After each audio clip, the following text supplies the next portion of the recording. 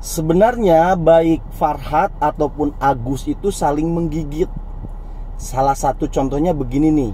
Bagaimana Farhat Abbas itu menggigit Agus. Farhat Abbas itu bukan orang bodoh, dia itu orang cerdik, orang cerdas. Dia tahu betul dengan karakter Agus, ya kan? Apa keinginan-keinginan Agus, karakternya seperti apa. Farhat Abbas itu tahu betul. Makanya dengan dia tahu karakternya si Agus, Farhat memanfaatkan itu semua. Dianggaplah karakter-karakter Agus ini dianggap kelemahan yang bisa dimanfaatkan oleh Farhat Abbas. Contohnya nih ya, kan kita udah tahu lah ya, kalau Farhat Abbas menunggangi kasus ini buat apa? Kita semua udah tahu, untuk popularitas ya kan, biar terus menjadi sorotan publik. Itu sih ya. Kemudian bagaimana sih cara Farhat menggigit Agus? Contoh, sejak dia muncul, cara mengikat Agus supaya Agus tuh nggak kemana-mana, nggak cari PH lain, nggak cari pengacara lain, itu dengan apa? Diikat dulu. Bagaimana cara ngikatnya? Dengan melaporkan Nopi. Padahal Nopi ini kan kalau dipikir secara akal sehat orang yang bantu Agus, tapi di situ Farhat pinter tuh, cerdik tuh, dia ngompor-ngomporin Agus ya kan di situ. Apa sih tujuannya? Biar buru-buru dilaporin Nopinya. Kenapa? Itu adalah cara mengikat. Nah, buktinya apa? Setelah Nopi dilaporkan, Agus sudah nggak bisa kemana-mana lagi. Karena akhirnya Agus menjadi bergantung kepada Farhat karena telah melaporkan Nopi. Siapa pengacaranya? Farhat. Disinilah Agus diikat. Itulah cara menggigit Farhat terhadap Agus, begitu loh. Nah, kemudian selanjutnya, kan udah dapet nih, udah diikat. Berarti tinggal memanfaatkan aja kan. Wah, ini udah gua ikat nih si Agus nih. Rugi kalau udah diikat, ya kan? Ini kan kalau kliennya yang lain bayar, sedangkan Agus kan gratisan. Rugi dong. Farhat juga nggak mau rugi, maunya untung. Nah, setelah diikat, dimanfaatkanlah ini di sini nih, ya kan?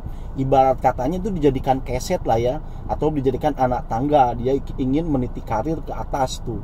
Nah, salah satu anak tangganya itu Agus, diinjek tuh di situ. Dimanfaatkanlah itu. Kok bisa dimanfaatkan? Kelihatan banget gitu loh. Dengan apa? Meluasnya kasus ini tuh meluas gitu loh. Nggak cuma yang tadinya hanya ngomongin masalah hukum, masalah apa ya kan. Kesana-sana jadi laporin. Siapa itu? Denny Sumargo, laporin Pablo.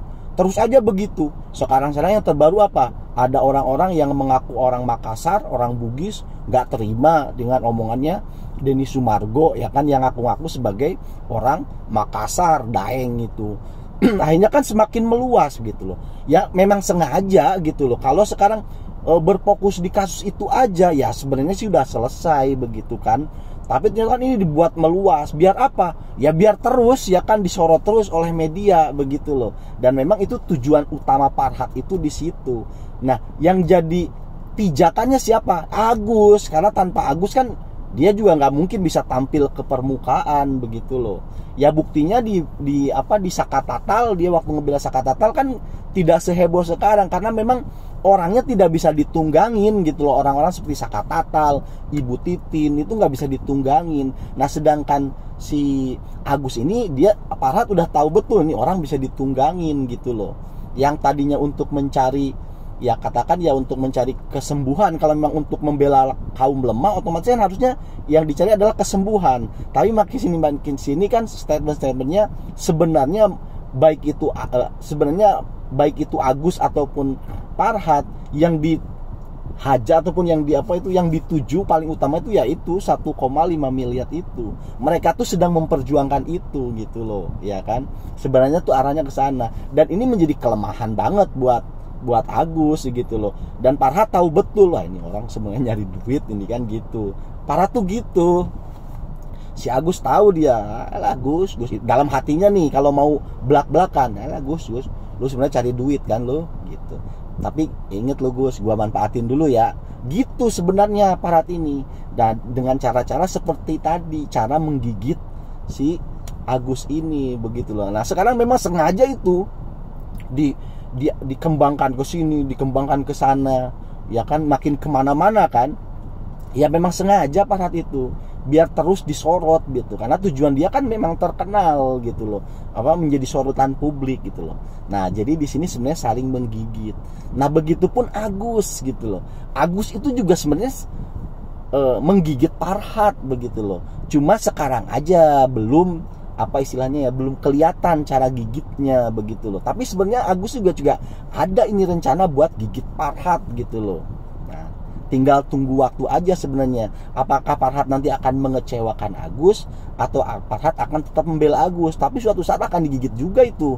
Kalau sampai Farhad misalkan tiba-tiba ninggalin Agus gitu aja begitu, dia akan gigit gitu loh. Bagaimana cara menggigit Agus? Gini, otomatis kan sekarang si apa itu Farhad dengan Agus nih sudah lama nih berhubungan tuh kan, berhubungan di masalah hukum ini ya kan. Otomatis Agus juga tidak tinggal diam gitu loh. Selama ini dia akan menyimpan memori apa tuh Pak, baik itu rekamannya ataupun omongan-omongan Farhad itu akan disimpan tuh di memorinya. Nah, termasuk pesan apa namanya, ajakan-ajakan yang mungkin kita tidak tahu. Ajakan Farhad bagaimana ke siapa? Ke Agus, membangun satu strategi bagaimana, itu kan pembicaraan di balik dapur kan, yang tidak mungkin kita tahu. Tapi Agus merekam betul itu, misalkan Gus nanti rencananya A, B, C gitu loh. Nah ini rencana-rencana yang ada di balik dapur ini kalau diungkap ke media, bisa kredibilitas Farhad bisa anjlok nih, dan itu dipegang oleh Agus begitu loh. Dan Agus mudah saja seandainya nanti dia mau gigit Farhad. Karena apa? Dia akan memanfaatkan juga kebaikan Novi gitu loh. Novi kan sampai sekarang tidak mau tuh melaporkan Agus ya kan, dan tetap akan menerima welcome kepada Agus kapanpun gitu. Kalau Agus memang mau berobat, ayo kembali ke saya, nanti saya obatin. Dia akan memanfaatkan kebaikan Novi ini juga gitu loh. Nanti misalkan suatu saat Farhad mengecewakan Agus nih, Agus kan enak aja tinggal ke Teh Novi minta maaf dan sambil nangis-nangis dan lain sebagainya kan, terus ayo saya mau berobat, kan bisa begitu tuh ke Teh Novi. Dia memanfaatkan kebaikan Novi. Lalu kemudian dibongkarlah ini pembicaraan-pembicaraan di balik dapur bersama Farhad. Anjlok nanti kredibilitasnya si Farhad. Nah, jadi nanti juga akan banyak ini apa namanya, pengacara-pengacara yang mau membela Agus ketika Agus berhadapan dengan Farhad begitu loh. Jadi sebenarnya kalau kita mau simpulkan, ini dua orang ini itu sebenarnya bukan saling mendukung gitu loh. Ini orang semuanya saling menggigit gitu loh. Punya kepentingan sendiri-sendiri. Agus sampai sekarang memanfaatkan Farhad, siapa tahu itu duit bisa cair, bisa direbut ya kan. Farhad memanfaatkan Agus, saya jadikan aja ini sebagai keset ataupun sebagai tahapan anak tangga supaya saya selalu disorot media gitu loh, selalu menjadi highlight publik begitu loh. Jadi dua-duanya ini orang saling memanfaatkan aja begitu loh. Lain misalkan dengan siapa, Icang dan Novi ya kan, itu bukan saling memanfaatkan, ya saling membantu di sana ya kan. Icang merasa dibantu, tidak mau aneh-aneh. Teh Novi juga niatnya membantu. Justru dengan membantu Icang, Teh Novi juga sekarang kan terbantu juga oleh stigma positif dari Icang. Akhirnya stigma positif itu menular ke, energi positif itu menular ke Novi, kan begitu. Jadinya kalau yang di sana saling menguntungkan ya kan antara Novi dan Icang, sedangkan yang di pihak satunya ini itu saling membuntungkan gitu loh, saling memanfaatkan kedua orang ini, baik siapa, baik Farhad ataupun Agus. Cuma ya mungkin di depan layar aja seakan-akan saling saling mendukung begini, tapi udah kebaca itu dari gerak-geriknya itu sebenarnya tuh mereka sama-sama saling memegang aib masing-masing gitu loh, saling memanfaatkan satu sama lain. Karena kalau niatnya dari awal memang untuk kebaikan nih, untuk keadilan, ngapain harus lapor sini lapor sana? Coba kalau memang bener-bener nih Farhad untuk membela keadilan kaum lemah, ya fokus aja di matanya, udah selesai itu masalah itu. Ngapain harus sampai laporin ke sana laporin sini? Ya memang kan ada kepentingan di sana. Terima kasih karena sudah menyimak.